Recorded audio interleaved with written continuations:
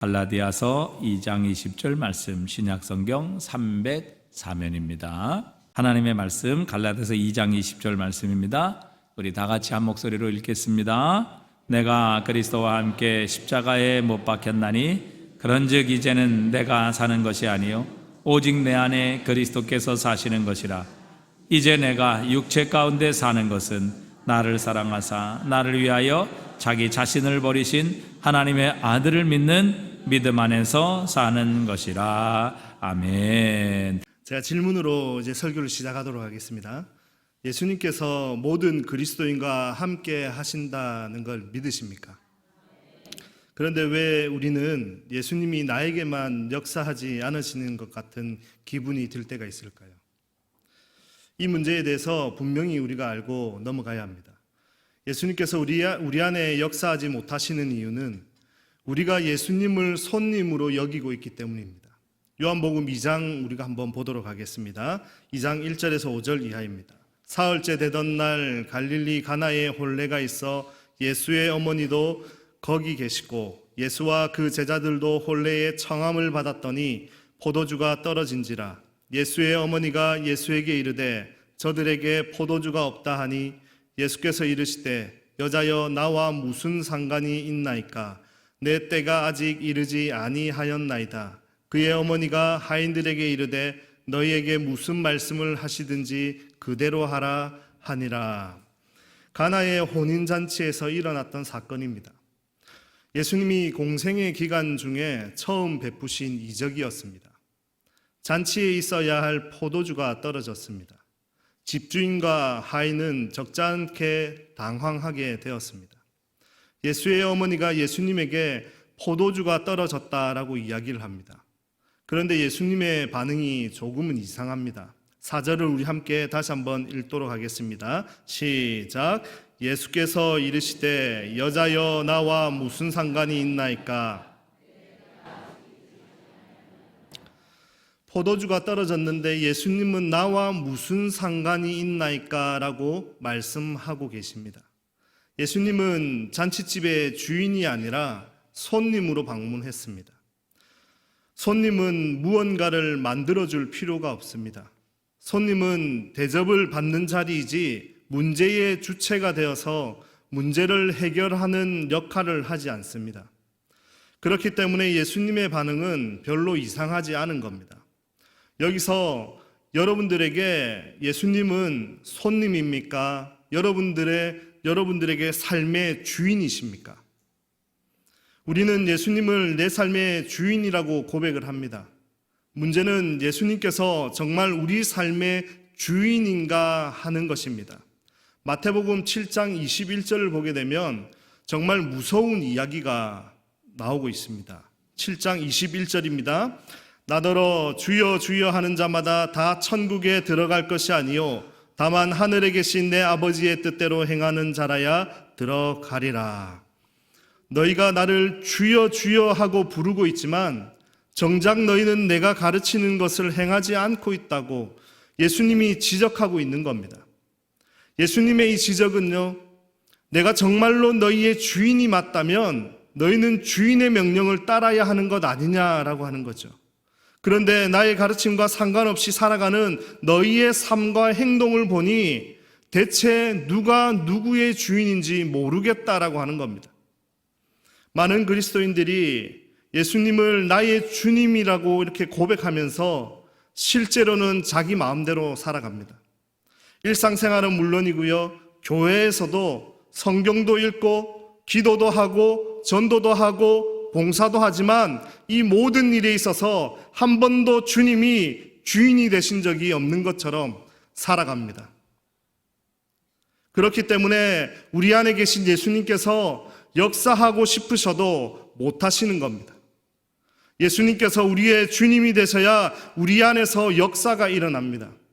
가나의 혼인잔치집에서 물이 포도주로 바뀌는 기적은 예수님께서 주님이 되실 때 일어났습니다. 미국의 신학자이자 목회자이신 존 메가더 목사님에게 지금까지 목회하시면서 성공한 것이 무엇이며 실패했다고 생각하는 것이 무엇입니까? 라고 질문을 던졌습니다. 메가더 목사님은 조금의 망설임도 없이 즉시 대답을 하셨습니다. 내가 한 것은 다 실패였고 예수님께서 하신 것은 다 성공이었습니다. 왜 예수님이 우리의 삶의 주인이 되지 못합니까? 바로 우리의 자아 때문에 그런 겁니다. 우리의 자아가 예수님의 주님 되심을 가로막고 있기 때문입니다. 자아란 뭘까요? 성경에는 자아라는 말이 없습니다. 성경에서 말하는 자아란 무엇이냐면 옛사람, 속사람을 뜻합니다. 인간의 본래 모습은 하나님의 형상을 닮은 속사람이 우리의 본래 모습입니다. 그런데 죄로 인해서 우리 인간의 중심은 속사람이 아닌 육체의 가치관을 쫓는 겉사람이 되었습니다. 그런데 우리의 죄를 볼모로 삼아서 죄와 사망의 법으로 통치를 받게 했던 겉사람, 즉 우리의 옛 자아는 더 이상 우리 안에서 왕노릇하지 못하게 되었습니다. 왜냐하면요, 예수 그리스도의 십자가로 인해서 우리의 옛 자아를 통제하던 사단의 권세가 무너졌기 때문입니다. 이것이 바로 복음입니다. 그래서 그리스도인들에게는 겉사람이 그냥 자아가 아닌 옛 자아인 겁니다. 에베소서 4장 22절에서 말씀합니다. 너희는 유혹의 욕심을 따라 썩어져가는 구습을 따르는 옛사람을 벗어버리고, 따라서 그리스도인이라고 하면서 여전히 옛 자아를 따라간다면 그것만큼 어리석은 것이 없고 사단에게 속고 있다는 것입니다. 그리스도인이 되고 나서도 여전히 허상에 사로잡혀서 과거의 자신의 모습에서 탈피하지 못한다면 그것은 우리에게 주신 복음을 부끄럽게 만드는 행동입니다. 사도 바울은 갈라디아서 2장 20절에서 고백을 하죠. 내가 그리스도와 함께 십자가에 못 박혔나니 그런즉 이제는 내가 사는 것이 아니요 오직 내 안에 그리스도께서 사시는 것이라. 이제 내가 육체 가운데 사는 것은 나를 사랑하사 나를 위하여 자기 자신을 버리신 하나님의 아들을 믿는 믿음 안에서 사는 것이라. 이것이 하나님의 은혜이고 십자가 복음의 영광입니다. 우리가 이렇게 고백할 수 있다는 것은요, 정말로 놀라운 일입니다. 하지만 많은 사람이 내가 사는 것이 아니다, 나는 죽었다고 고백하기를 두려워합니다. 죽는 것을 비참하게 생각하고 예수님을 믿으려면 꼭 죽어야 하나라고 생각을 할 때가 많이 있습니다. 우리가 이렇게 반응하는 이유는 아직도 자아의 그 실상을 모르기 때문입니다. 자아의 실상을 알고 나면 내가 죽는 것이 복음이다라고 하는 사실을 알게 되는 겁니다. 사도 바울이 내가 그리스도와 함께 십자가에 못 박혔나니라고 고백한 이유는 바울 자신이 죄에 얼마나 많이 오염되어 있는지를 깨달았기 때문입니다. 우리 스스로 생각할 때 죄와 나는 별개인 것처럼 생각할 때가 참 많이 있습니다. 나는 선한데 연약해서 죄를 짓는다라고 생각을 하는 겁니다. 여러분들이 연약해서 죄를 짓는 것입니까? 아니면 죄인이라서 죄를 짓습니까? 우리 자신과 죄는요, 별개가 아닙니다. 우리의 자아 그 자체가 죄덩어리입니다. 우리의 의지, 감정, 지식을 포함한 모든 영역이 죄에 오염되어 있습니다. 이것이 우리 자아의 실상입니다. 그리스도인이라면 누구나 신앙생활을 하는 동안 나름대로 경건하게 살기 위해서 노력해 봤을 겁니다. 더러운 성질, 나쁜 습관, 두려움, 염려, 분노, 혈기, 시기, 질투, 음란한 마음, 이런 것들을 이겨내려고 부단히 노력해 봤을 겁니다.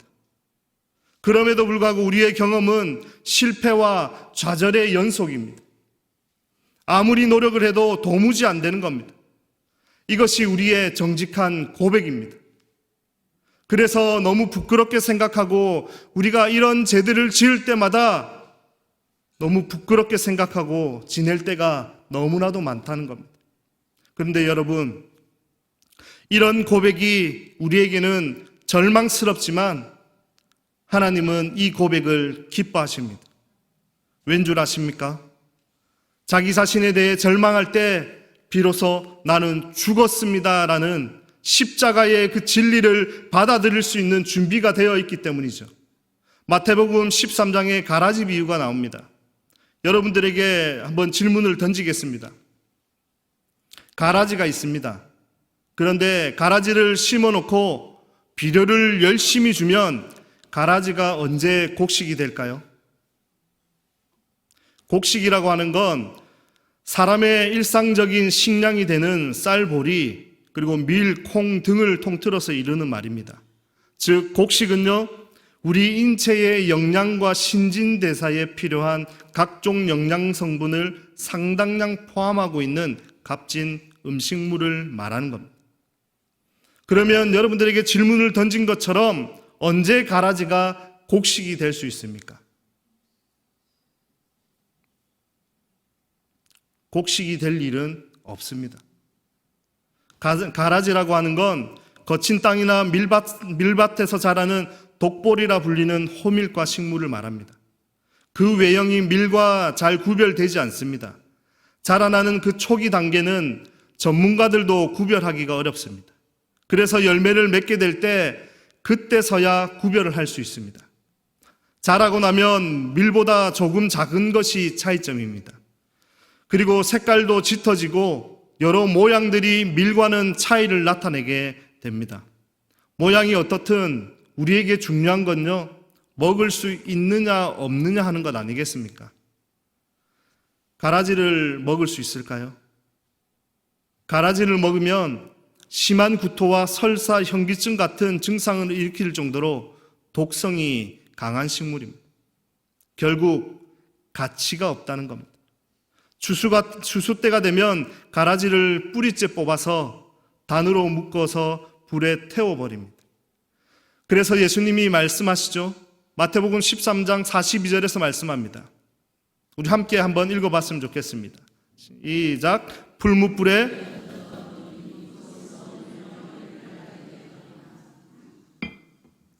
이 비유의 핵심은 곡식이 되어야 한다는 겁니다. 곡식이 되는 건 어떻게 될 수 있을까요? 우리는 성경 많이 읽고 묵상하면 죄가 조금씩 사라지고 예수님의 사람으로 변화되는 줄 압니다. 기도만 많이 하면 죄가 사라지고 예수님의 사람으로 변화되는 줄 압니다. 그러나 사람의 본성은 달라지지 않는 게 결론입니다. 사람은 잘 안 바뀝니다. 아무리 애쓰고 노력해도 10년이 지나고 30년의 세월이 지나도 사람의 본성은 잘 변화되지 않습니다. 그래서 하나님의 방법은 고치는 것이 아니라 바꾸는 것입니다. 뭘로 바꿉니까? 예수님이 지셨던 십자가의 보혈로 우리를 바꾸는 것입니다. 예수님이 지셨던 십자가는 우리를 단순히 용서하실 뿐만이 아니라 우리가 죽고 다시 살게 하시려는 것, 곧 거듭나게 하시는 것입니다. 거듭난다라고 하는 것이 무엇입니까? 문자 그대로 해석을 하면 위로부터 다시 태어난다는 말입니다. 거듭난 사람은 이전의 사람이 아니라 새 사람입니다. 거듭난 사람의 변화는 상태의 변화가 아니라 질적인 변화, 근본적인 변화, 전인적인 변화입니다. 거듭난 사람은 세 가지 정도의 그 변화들이 일어납니다. 첫째로는 지적인 변화가 일어납니다. 자신이 하나님 앞에서 죄인인 것을 알게 됩니다. 전에는 죄로 여기지 않던 것들이 죄라는 것을 알게 됩니다. 자신의 힘으로는 구원받을 수 없는 연약한 인생임을 알게 되는 것이죠. 그리고 두 번째로 감정의 변화가 일어납니다. 전에는 그렇게 좋아 보이던 것이 이제는 싫어집니다. 전에는 별로 좋아 보이지 않던 것이 이제는 좋아 보입니다. 전에는 미워했던 것이 이제는 더없이 사랑스러워 보입니다. 그리고 세 번째로는 의지의 변화도 일어나게 됩니다. 구체적인 행동의 변화입니다. 이전에 끊을 수 없는 것들에 대해서 끊어버릴 것은 끊고 버릴 것은 과감하게 버립니다. 어떻게 이것이 가능할까요? 로마서 6장 6절입니다. 우리 함께 읽어봤으면 좋겠습니다. 우리가 알거니와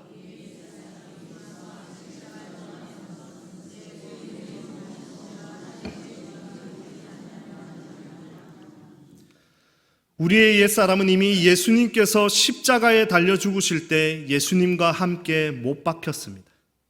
이것이 하나님의 방법입니다.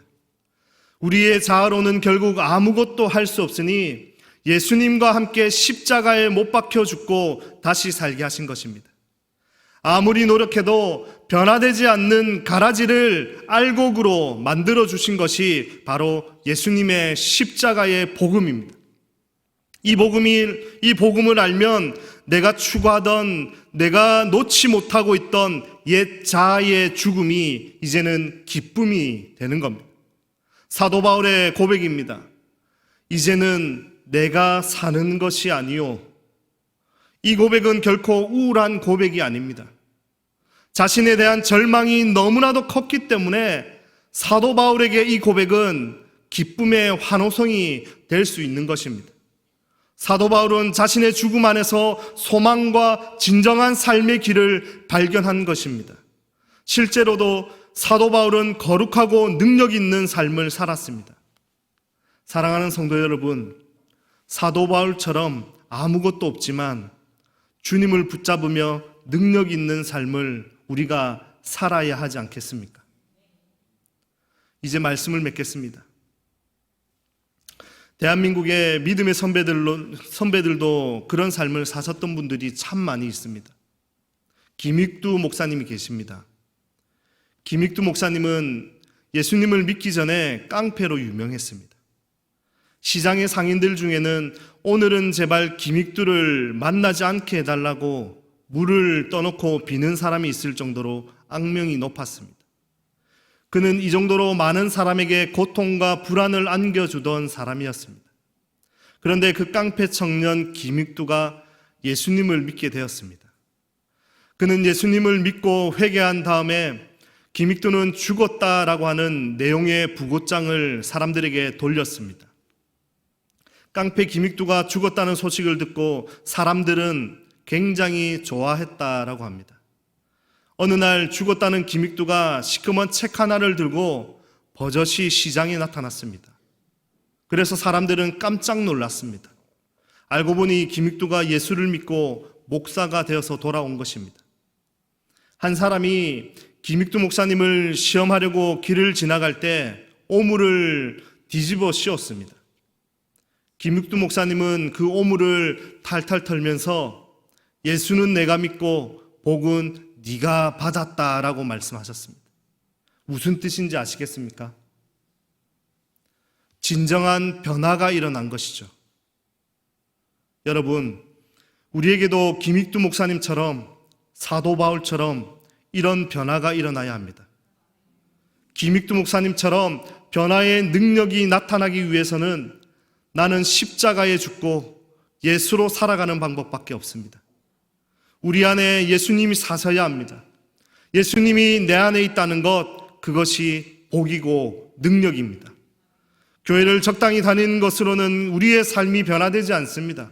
내가 신앙의 집안에서 태어났다고 해서 내 삶이 변화되지 않습니다.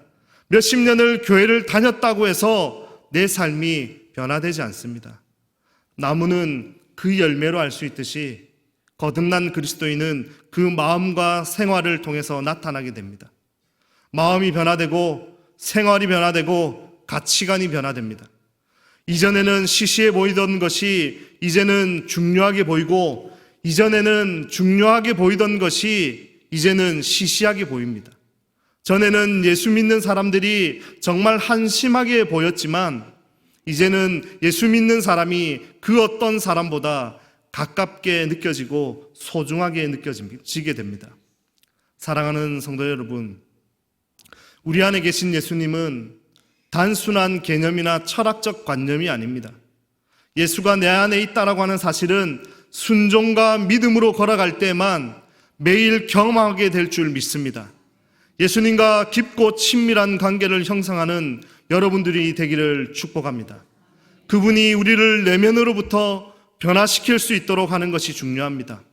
우리가 그분께 우리의 삶을 내어드릴 때 예수님은 계속해서 우리를 통해 자신을 드러내시고 여러분 안에서 일하시고 역사하게 될 줄 믿습니다. 여러분, 옛사람은 십자가에 죽이시고 새 사람으로 거듭나셔서 그분의 형상을 닮아가는 우리 신일 공동체 모두가 되길 주의 이름으로 축복합니다.